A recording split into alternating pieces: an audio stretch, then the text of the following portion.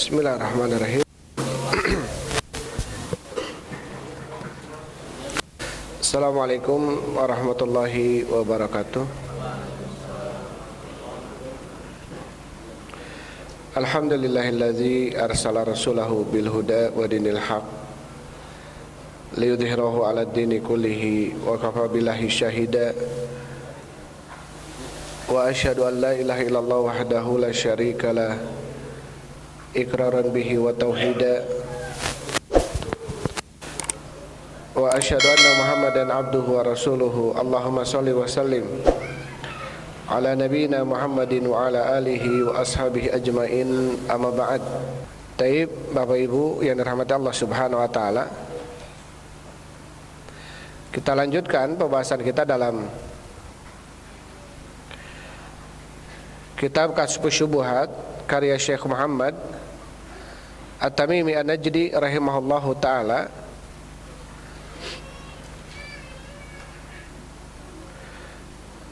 Pembahasan terakhir disebutkan oleh Syekh rahimahullahu ta'ala, jawabu ahlil batil min tariqaini mujmalun wa mufassal. Jawaban bagi ahlul batil dengan dua jalan, dengan cara mujmal umum atau mufassal dengan cara terperinci. Amal mujmalu, adapun secara mujmal atau umum, fahuwal amrul adimu wal faidatul kabiratu liman aqalaha, maka itu adalah merupakan perkara yang agung dan faidah yang besar bagi orang yang memahaminya. Ya, jadi bantahan terhadap ahlul batil dengan cara mujmal dan juga dengan cara mufassal. Karena orang-orang ahlul batil, pelaku bid'ah, atau dalam konteks ini orang-orang yang melakukan kesyirikan, orang-orang yang membenarkan amalan mereka dengan dalil atau dengan ayat yang umum. Allah Subhanahu wa taala menjelaskan, waalaikumsalam warahmatullah, tentang kondisi para wali Allah Subhanahu wa taala. Surat Yunus, Allah Subhanahu wa taala berfirman, ala inna awliya Allah la khaufun alaihim wa lahum yahzanun. Ketahuilah sesungguhnya wali Allah itu tidak ada rasa. Ayat ini dan juga ayat-ayat yang semisal, seperti juga mereka menjadikan dalil wa may yu'azzim sya'airallah, mengagungkan syiar Allah.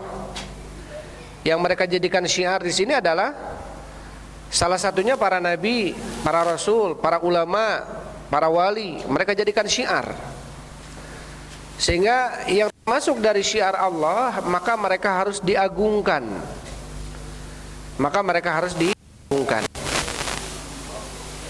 Kemudian mereka beranggapan bahwasannya dengan ayat surat Yunus yang tadi disampaikan, ala inna awliya Allah la khaufun alaihim wa lahum yahzanun, surat Yunus ayat 62, ketahuilah sesungguhnya wali-wali Allah Subhanahu wa taala tidak ada takut bagi mereka dan tidak ada rasa sedih.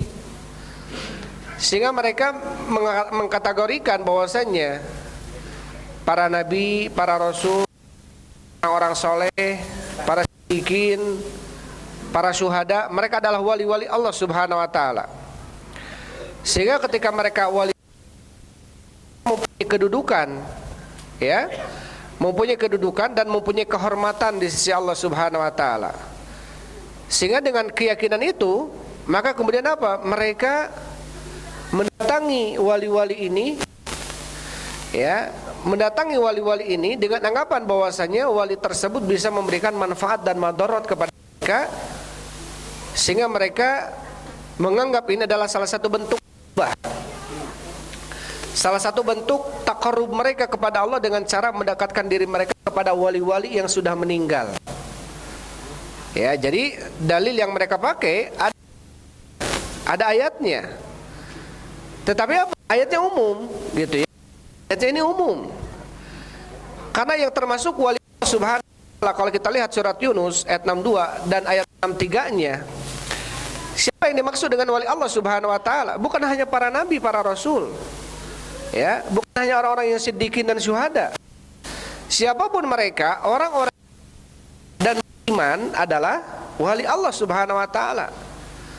Ala inna awliya Allah la khaufun alaihim wa lahum yahzanun amanu wa kanu yattaqun. Siapa wali Allah Subhanahu wa ta'ala? Yang tidak ada rasa takut bagi mereka dan tidak ada rasa sedih. Allah melanjutkan ayat setelahnya, alladzina amanu, itu orang-orang yang beriman, kanu yattaqun, dan terbukti mereka orang-orang yang bertakwa. Jadi siapapun dia, selama dia beriman dan bertakwa, maka adalah wali Allah. Maka mereka adalah wali Allah Subhanahu wa ta'ala. Sehingga apa? Sehingga bentuk kewalian orang-orang soleh, baik para nabi, para rasul, ya, orang siddiqin, syuhada, orang-orang solehin, ini wali Allah Subhanahu wa ta'ala. Begitu pula orang yang beriman dan bertakwa, yang mengamalkan perintah Allah dan menjauhi larangan Allah, mereka adalah wali. Mereka adalah wali. Selama mereka mengerjakan perintah Allah dan mereka menjauhi larangan Allah, mereka adalah termasuk kategori apa? Wali. Dan tentunya di dalam masalah walian ini tidak boleh seseorang kemudian memposisikan kedudukan wali ini di atas posisi atau kedudukan yang sudah Allah tentukan. Ya, yang sudah Allah apa? Tentukan. Tidak boleh akhirnya kemudian karena kita mengatakan wali Allah, ketika mereka sudah meninggal, kita datangi kuburannya, kemudian kita berkah dari kuburan itu. Ini tidak boleh. Ya, ini tidak boleh. Karena Allah berfirman tentang mereka, para wali-wali Allah Subhanahu wa ta'ala, orang soleh. Dalam surat Isra, yad'una yabtaguna ila rabbihimul ayyuhum aqrabu wa yarjuna rahmatahu wa yakhafuna adzabah. Mereka orang-orang yang diseru selain Allah. Artinya orang-orang musyrikin, mereka ada yang menyuruh apa? Orang-orang soleh kan? Ada Lata, Manna, Uzza. Apa kata Allah Subhanahu wa ta'ala? Ulaikal ladzina yad'un yabtagun. Mereka yang diseru selain Allah ini adalah orang-orang yang yabtaguna ila rabbihimul wasilah. Orang-orang yang mereka pun mencari wasilah kepada Allah, taqarrub kepada Allah. Artinya orang yang diminta selain Allah ini, mereka adalah orang-orang yang mereka pun berharap dekat dengan Allah. Wa yakhafuna adzabah, dan takut akan azab Allah. Apa kemudian kata Allah? Ayyuhum aqrab. Siapa di antara mereka yang paling dekat kepada Allah? Apakah orang yang meminta kepada orang soleh, atau orang soleh sendiri yang ternyata mereka pun sama mengharapkan rahmat dan takut kepada azab Allah? Jadi selama ini yang mereka seru selain Allah, orang-orang soleh, terlebih yang sudah meninggal, atau para nabi, terlebih yang sudah meninggal, gitu ya, mereka pun sama. Waalaikumsalam. Mereka pun sama membutuhkan apa? Rahmat Allah dan takut kepada azab Allah Subhanahu wa ta'ala. Maka ini yang kemudian menjadi syubhat mereka, bahwasanya mereka mengatakan kami tidak beribadah kepada mereka, kami tidak menyembah kepada orang-orang soleh ini yang di dalam kuburan ini, kami hanya menjadikan orang soleh ini, ya, kuburan atau orang soleh yang sudah mati dalam kuburan ini sebagai apa? Wasitoh, perantara antara saya dengan siapa? Antara saya dengan Allah Subhanahu wa ta'ala. Maka kemudian apa? Orang-orang seperti inilah zaman orang-orang musyrikin dahulu, zaman Nabi SAW. Apakah mereka langsung menyembah patung itu, menganggap patung itu bisa memberikan manfaat dan madarat? Tidak. Mereka yakin memberikan manfaat madarat adalah Allah. Apa buktinya? Buktinya ketika mereka diberikan ujian oleh Allah di lautan, yang mereka minta hanya siapa? Hanya Allah. Karena patung itu gambaran dari orang-orang soleh seperti Lata, Manna, Uzza, ini hanya wasitoh saja. hanya perantara saja. Ya, hanya perantara saja. Itu pun oleh Allah dikatakan mereka sebagai apa? Orang musyrik. Jadi orang-orang musyrikin, Abu Jahal dengan kerocok-kerocoknya gitu ya, Abu Jahal dengan teman-temannya itu nggak langsung menyembah Lata, Mana, Uzza dan Hubal. Mereka itu meyakini Lata, Mana, Uzza, Hubal ini adalah perantara antara dia dengan siapa? Dengan Allah Subhanahu wa taala. Jadikan mereka sebagai orang musyrik. Kami kepada Allah. Apakah sama orang seperti ini dengan orang pada zaman Rasulullah, orang musyrikinya? Sama. Intinya apa? Menjadikan penghuni kubur sebagai apa? Wasit, perantara. Ya. Sampai kata mereka, haula'i syufa'auna indallah. Mereka itu hanya para pemberi syafaat bagi kami nanti di sisi Allah. Kurang lebih bahasanya, lamun orang teu ngalobakeun datang ke kuburan wali ieu, engke wali eta moal mere syafaat pikeun orang di hari akhir engke. Kurang lebih seperti itu. Ya. Yang pertama, syafaat itu ada apa enggak? Syafaat itu ada. Syafaat itu ada, tetapi ada syaratnya. Yang pertama, yang memberikan syafaat harus diberikan izin sama Allah. Yang kedua, syafaat yang diberikan harus kepada orang yang diridhoi oleh siapa? Oleh Allah Subhanahu wa taala. Apakah sekarang Nabi sallallahu alaihi wasallam ya bisa memberikan syafaat Nabi kepada Abu Thalib pamannya? Kepada Abu Lahab pamannya? Tidak bisa, karena mereka mati dalam keadaan musyrik. Berarti orang yang diberikan syafaat harus bertauhid, tidak melakukan kesyirikan kepada Allah Subhanahu wa taala. Ini sudah kita bahas ya, syubhat mereka ditinjau dari sisi mujmal. Jadi mereka mengambil ayat-ayat yang umum, yang kemudian apa? Yang kemudian mereka menafsirkan dengan pemahaman mereka. Bahwasanya yang kami datang ini adalah wali, orang soleh, mereka ini banyak amalannya, dekat dengan Allah, sedangkan saya adalah orang berdosa, orang yang kotor. Mereka membandingkan antara kita dengan Allah seperti antara masalah dengan raja gitu ya.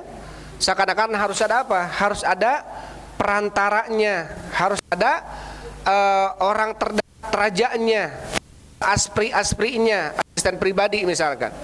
Padahal tidak, langsung kita kepada Allah minta. Tidak perlu apa? Tidak perlu kemudian ada perantara di antara kita dengan Allah Subhanahu wa taala. Taib. Kemudian kita bacakan kata Syekh rahimahullahu taala setelahnya. Itu tadi yang mujmal. Kemudian Syekh mengatakan, wa amal jawabul mufassal, jawaban terperinci, tafsil. Kalau tadi secara mujmal ya, secara mujmal jawabannya seperti itu. Adapun secara terperinci, Syekh mengatakan fa inna a'da Allahi lahum i'tiradatun katsiratun ala dinir rasul. Sesungguhnya musuh-musuh Allah mereka mempunyai i'tiradat. I'tiradat ini apa? Perlawanan-perlawanan ataupun bentuk penjagalan mereka yang banyak terhadap agama para rasul. Yasudduna bihan nasa anhu, yang mana dengan penjagalan-penjagalan tersebut mereka berupaya menjaga manusia, menghalangi manusia dari jalan para nabi atau para rasul. Minha qauluhum, di antara ucapannya mereka yang termasuk menjaga ataupun menghalangi manusia dari jalan agama para rasul. Apa kata mereka? Nahnu la nusyriku billah, kami tidak berbuat syirik kepada Allah.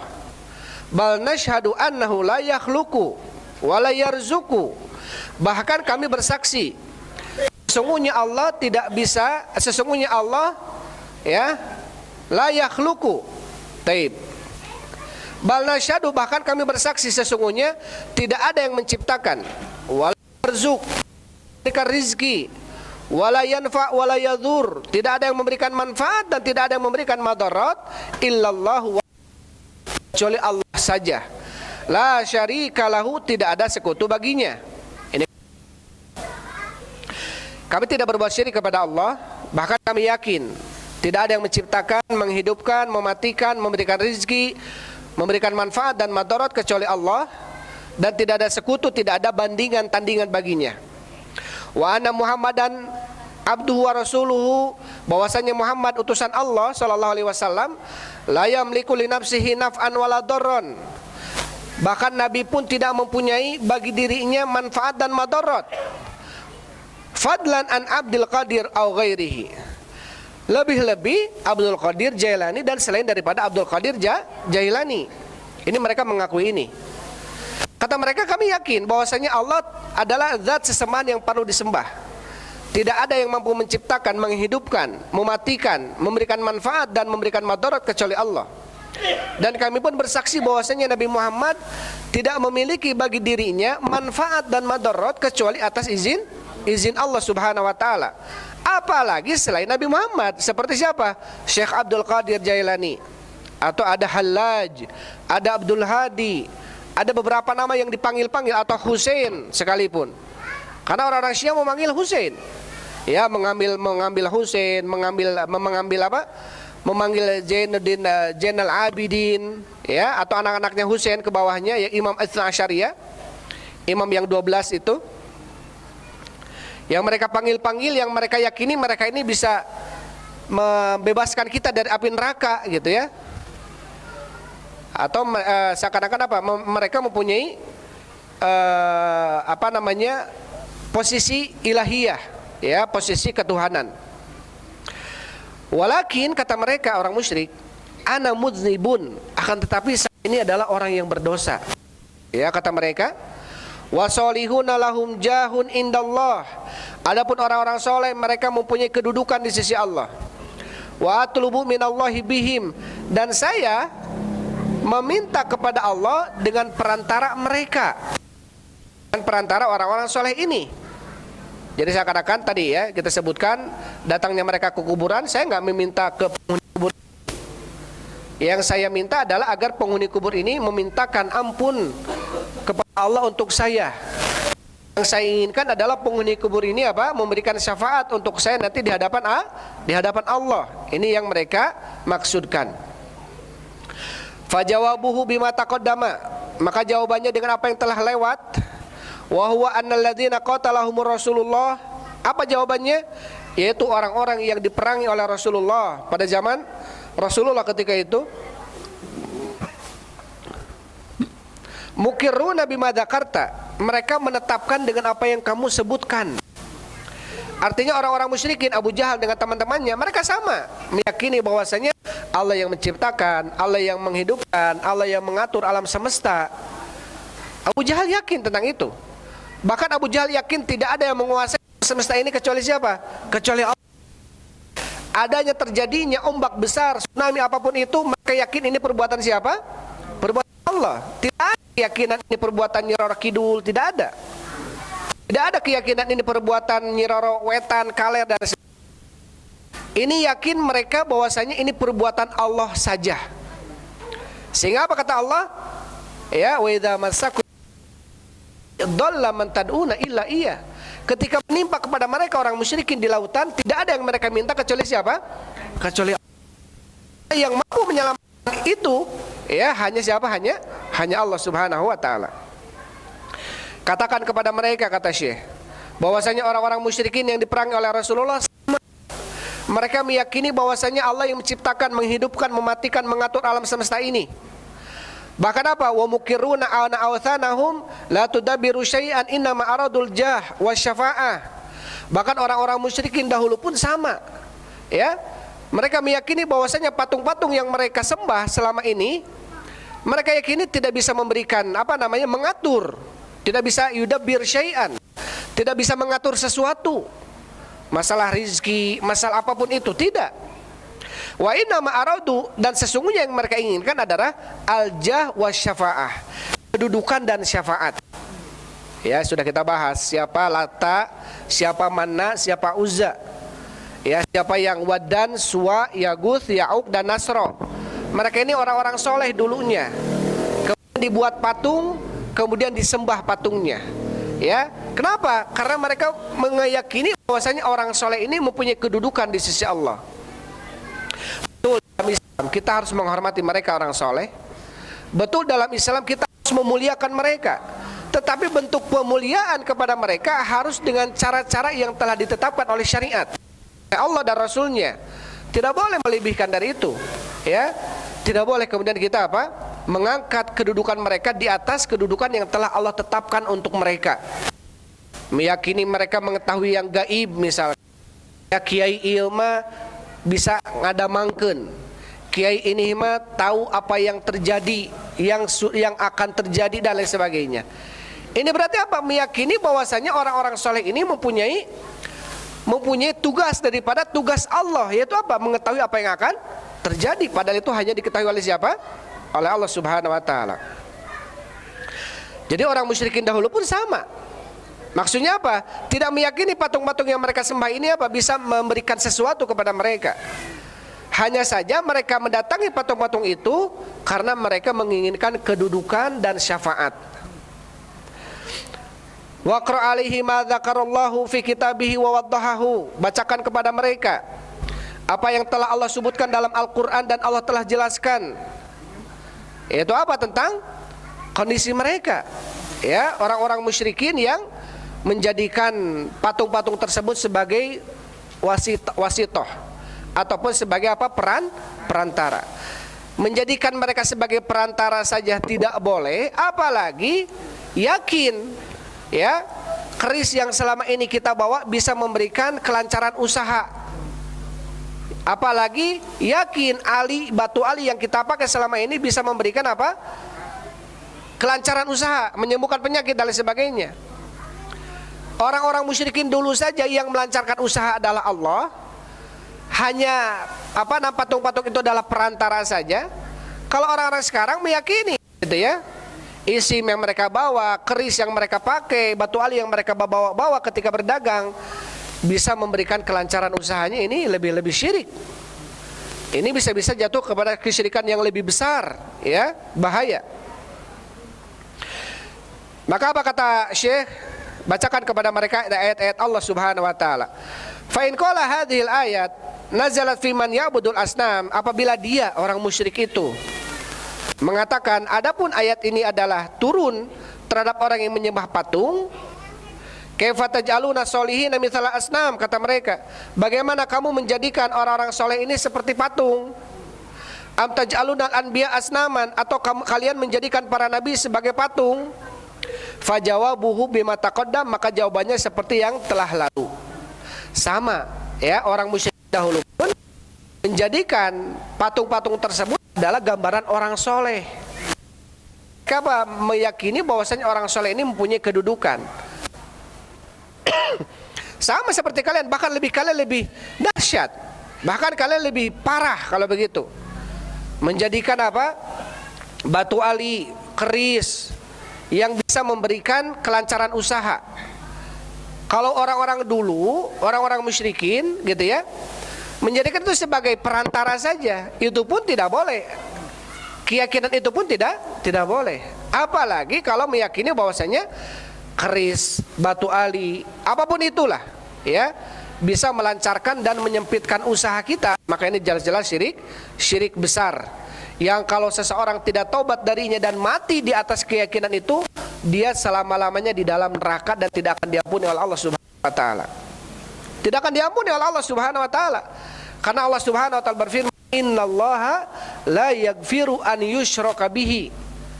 Sesungguhnya Allah tidak akan mengampuni orang yang melakukan kesyirikan kepadanya.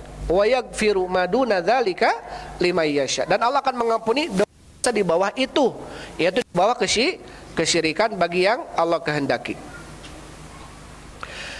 Kemudian fajawabu bima taqaddam fa innahu idza aqarra annal kufar yashhaduna bi rububiyyati kulli halillah. Karena sesungguhnya apabila orang-orang kafir, ya, telah menetapkan dan menyaksikan tentang kerububihan Allah itu milik Allah seluruhnya. Kerububihan itu apa? Ya, pengaturan alam semesta, memberikan rizki, memberikan penyakit dan menyembuhkannya, mengetahui ilmu gaib. Ini namanya rububiyah. Maha Rob, Maha pengatur. Ar-Rob adalah yang mengatur, yaitu Allah. Marbub, kita ini adalah marbub, yang diatur, yang diberikan rizki, yang diberikan nyawa, yang diatur oleh Allah Subhanahu wa taala. Kita marbub, yang diatur, sedangkan Allah adalah Rob. Ya, sedangkan Allah adalah Rabb yang maha mengatur. Ketika mereka meyakini bahwasanya orang-orang kafir itu bersaksi dengan kerububihan Allah, wa annahum ma aradu mimman qasadu illa syafa'ah, dan sesungguhnya mereka tidaklah menginginkan kecuali apa? Kecuali syafaat. Walakin arada an yufarriqu baina fi'lihi wa fi'li bima dzakara fadkur lahu annal kufara minhum mayadul asnam. Kata mereka, orang-orang yang menyembah patung, menyembah batu, menyembah pohon, jelas-jelas mereka ini adalah orang-orang kafir, ya. Yakini bahwasanya Allah menghidupkan, mematikan dan lain sebagainya, tapi mereka ibadahnya sama patung, sama batu, sama kuburan misalkan. Tapi adapun saya ini meyakini bahwasanya Allah menghidupkan, mematikan, artinya meyakini rububiyah Allah Subhanahu wa taala. Dan saya datang ke kuburan ini bukan menyembah kubur. Saya ini hanya bertujuan agar penghuni kubur ini nanti di hadapan Allah memberikan syafaat untuk saya. Ya. Maka apa kemudian? Ini pun sama artinya. Sama bahwasanya inilah bentuk kesyirikan. Inilah bentuk kesyirikan. Tatkala kita menjadikan perantara antara kita dengan Allah dalam peribadatan, maka ini adalah bentuk kesyirikan. Ya, ini perlu untuk kita pahami. Wa minhum mayyadul awliya alladzina qala Allahu fihim. Di antara mereka ada yang menyembah kepada para wali, orang soleh, para nabi, yang mana Allah berfirman tentang mereka dalam surat Al-Isra ya, ayat 57.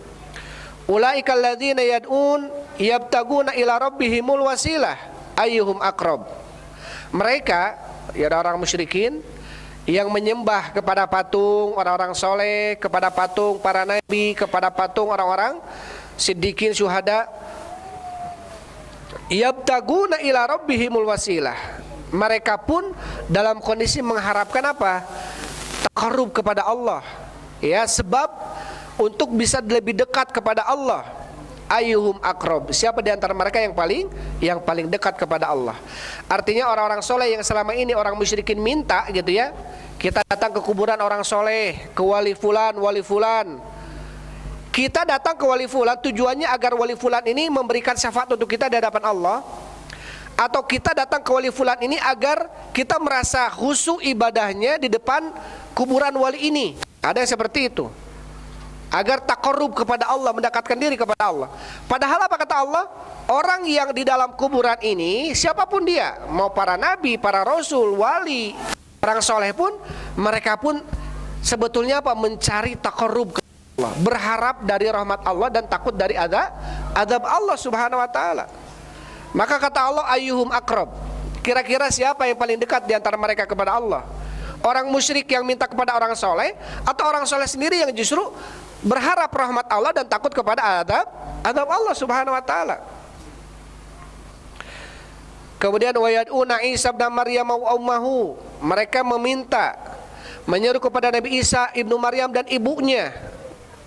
Wa qad qala Allah taala, dan Allah Subhanahu wa taala berfirman, Ammal Masih ibnu Maryam illa rasul.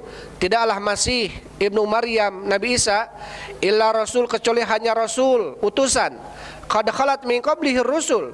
Sungguh telah berlalu sebelumnya para utusan-utusan. Wa ummuhu siddiqah, dan ibunya adalah seorang yang siddiqah, seorang yang benar, yang jujur. Kana ya'kulani ta'am, keduanya terbukti memakan makanan. Undur kaifa nubayyinu lahumul ayat, lihatlah bagaimana kami menjelaskan kepada mereka ayat-ayat kami. Tsumandur anna yufakun. Jadi orang-orang kafir dari kalangan Nasara yang menyembah Nabi Isa dengan Maryam, ya, dalam kondisi apa? Maryam atau Nabi Isa ini adalah seorang rasul. Adalah seorang rasul, manusia biasa. Nabi Isa sendiri adalah manusia apa? Manusia biasa. Tidak mempunyai kelebihan, hanya saja diberikan mukjizat oleh Allah Subhanahu wa taala. Bisa menghidupkan, menyembuhkan penyakit, menjadikan orang yang buta melihat, orang yang sopak penyakit kulit menjadi mulus kulitnya, dan selain sebagainya daripada mukjizat Nabi Isa alaihissalam. Ketika itu ada orang-orang para pengikutnya yang hulu terhadapnya, sehingga menjadikan sebagai Tuhan. Ada juga orang-orang yang membencinya dari kalangan Yahudi, bahkan menyalibnya, ya, bahkan menyalibnya. Nah, ini makanya apa? Islam kita ini apa? Wasaton, pertengahan, wasitiyah. Antara apa? Antara Yahudi dan Nasrani. Antara Yahudi dan Nasrani. Begitulah kami jadikan kalian sebagai umat pertengahan. Sebagai umat pertengahan, tidak berlebih-lebihan seperti halnya orang-orang Nasara kepada Isa ibnu Maryam menjadikan sebagai Tuhan, tidak berkurang-kurangan seperti bagaimana orang-orang Yahudi membunuh Nabi Isa. Tapi kita menganggap Nabi Isa sebagai manusia dan sebagai hamba dan utusan Allah Subhanahu wa taala, ya, yang Allah berikan mukjizat. Yang Allah berikan apa? Mukjizat. Dan kita harus meyakini itu sebagai nabi dan utusan Allah Subhanahu wa taala. Makanya Rasul sallallahu alaihi wasallam dalam hadis beliau mengatakan, la tutruni kama atratin nasara Isa ibnu Maryam. Janganlah kalian berlebihan kepadaku sebagaimana telah berlebihannya orang-orang Nasara kepada Isa ibnu Maryam. Innama ana abdun, sesungguhnya aku adalah hamba. Wa rasulun, dan sesungguhnya aku adalah utusan. Faqulu abdullah wa, katakan oleh kalian hamba Allah dan utusannya. Jadi Nabi Muhammad adalah seorang hamba seperti kita. Dalam hadis yang lainnya Rasul mengatakan, innama ana basyarum mithlukum yuha ilayya. Sesungguhnya aku adalah manusia seperti kalian, hanya saja diberikan wahyu kepadaku. Innama ana basyarum mithlukum ansa kama tansaun fa idza nasitu fadzakkiruni, kata Rasulullah. Sesungguhnya aku adalah manusia biasa seperti kalian, aku lupa sebagaimana kalian lupa. Jika aku lupa, kata Rasul, fadzakkiruni, ingatkanlah saya, kata Rasulullah. Ini menunjukkan bahwa Rasul manusia biasa seperti Rasulullah, manusia biasa. Artinya manusia biasa yang tidak perlu kita yakini beliau mempunyai apa? Kedudukan rububiyah Allah. Jangan sampai sekarang kita minta-minta kepada Rasulullah, ya Rasulullah, ya Habibi, ya Mustafa. Kita manggil Rasulullah. Kita minta sekarang kepada Rasulullah. Padahal Rasulullah sudah wafat. Ya. Adapun kalau kita pingin diberikan syafaat oleh Rasulullah nanti, apa kata Rasul? Aktsiru alayya salatan fa inna salatukum ma'rudatun alayya. Perbanyaklah oleh kalian salawat kalian kepadaku, karena sesungguhnya salat kalian itu nyampe kepada saya. Kemudian kata para sahabat, fa kaifa tabluku ya Rasulullah wa qad ablaita. Bagaimana bisa sampai kepadamu padahal sudah hancur engkau? Artinya jasadmu sudah hancur. Kemudian Nabi SAW mengatakan, fa inna ajsadal anbiya la ya'kuluhul ard. Sesungguhnya jasadnya para nabi tidak akan dimakan oleh tanah. Tapi salawatnya nyampe. Salawat yang nyampe bukan doa, tapi apa? Salawat. Apa salawat itu? Doa, kita mendoakan Rasulullah. Allahumma sholli wa sallim ala nabiyina Muhammadin. Ya Allah, berikanlah salat dan salam kepada Nabi kita Muhammad sallallahu alaihi wasallam. Ini anjuran kita tuh bersalawat. Dan salawat kita harus dengan salawat yang telah diajarkan oleh siapa? Oleh Nabi sallallahu alaihi wasallam. Salawat-salawat yang kadang-kadang ada salawat dari syekh siapa yang kadang-kadang isinya berlebihan, isinya ghulu, bahkan isinya ada yang mengandung kesyirikan, tanhilu bihal uqadu, tafarriju bihal qurab, dan lain sebagainya. Ya, ini perlu diperhatikan. Salawat itu adalah doa, dan sebaik-baik salawat adalah salawat yang telah diajarkan oleh Nabi kita Muhammad sallallahu alaihi wasallam. Ya, kalau kita lihat dalam Nailul Autor, kurang lebih ada 6 bunyi salawat yang hampir bersamaan. Ada yang fil alamina innaka hamidum majid, yang ada yang tidak ada fil alamina. Ada Allahumma shalli wa sallim ala nabiyina Muhammad, ada wa barak ta'ala Muhammad, ada baroknya, ada enggaknya. Ini lafaz kurang lebih hadis kurang lebih 6 kalau kita lihat dalam autor itu yang sahih. Maka selebihnya ini buatan, ya, buatan manusia. Buatan manusia. Ada salawat Tijaniyah, ya, itu punya siapa? Syekh Tijani, ya, Syekh Tijan. Ada salawat Badriyah, salawat Badar, bukan buatan Nabi Shallallahu Alaihi Wasallam. Jadi sebaiknya kita bersalawat kepada Nabi dengan apa yang telah diajarkan oleh Nabi Muhammad Shallallahu Alaihi Wasallam. Dalam hadis yang lainnya Rasul mengatakan, barang siapa yang ketika mendengarkan azan kemudian dia membaca seperti yang dikumandangkan oleh muadzin kecuali hayya 'alas shalah dan hayya 'alal falah, ya, la haula wala quwata illa billah. Kemudian setelah selesai dia mengucapkan Allahumma rabb hadhihi da'wati tamma wassalatil qa'imah ati Muhammadanil wasilata wal fadilah wa ba'athu maqaman mahmudanil ladzi wa'atta. Apa kemudian kata Rasul? Fa inna qad halat lahu syafaati, kata Rasul. Barang siapa yang berdoa dengan doa itu setelah doa adzan, maka telah halal baginya syafaatku. Nah, ini bagi orang yang ingin diberikan syafaat, memperbanyak doa itu. Ya, memperbanyak salawat kepada Nabi, terlebih di hari Jumat. Atau kita membaca doa setelah dikumandangkan adzan. Ini salah satu apa? Salah satu sebab yang mana Rasul akan memberikan syafaat kepada kita. Dengan cara-cara itu kita agar mendapatkan syafaat Nabi SAW. Dan salah satu syaratnya adalah dengan cara agar kita menjauhi kesyirikan. Karena bagaimanapun banyaknya salawat yang kita ucapkan untuk Nabi kita, tapi kalau kita musyrik, kalau kita percaya kadukun, salawat Nabi nggak akan sampai kepada kita. Kita percaya ke dukun, kata dukun besok akan begini dan begitu, kita percaya aja. Ini khawatir bisa gugur amalan kita. Karena berarti apa? Kita percaya ada selain Allah yang tahu tentang apa yang akan terjadi. Padahal yang akan terjadi siapa yang tahu tentang itu? Hanya Allah saja. Ya, wa indahu mafatihul ghaibi la ya'lamuha illahu. Dan di sisi Allah lah kunci-kunci ilmu gaib.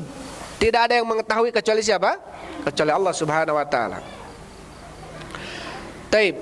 Kemudian Allah Subhanahu wa taala berfirman, "Qul ata'buduna min dunillah ma la yamliku lakum darran wala naf'an." Katakanlah Muhammad, apakah kalian menyembah kepada selain Allah apa-apa yang tidak memiliki bagi kalian madarat, bahaya dan juga manfaat?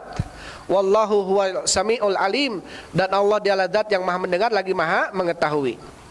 Jadi siapapun selain Allah maka dia tidak akan bisa memberikan manfaat dan madarat, tidak bisa memberikan bahaya kepada kita, tidak bisa mencelakai kita, dan tidak bisa memberikan manfaat kepada kita kecuali atas izin Allah Subhanahu wa taala.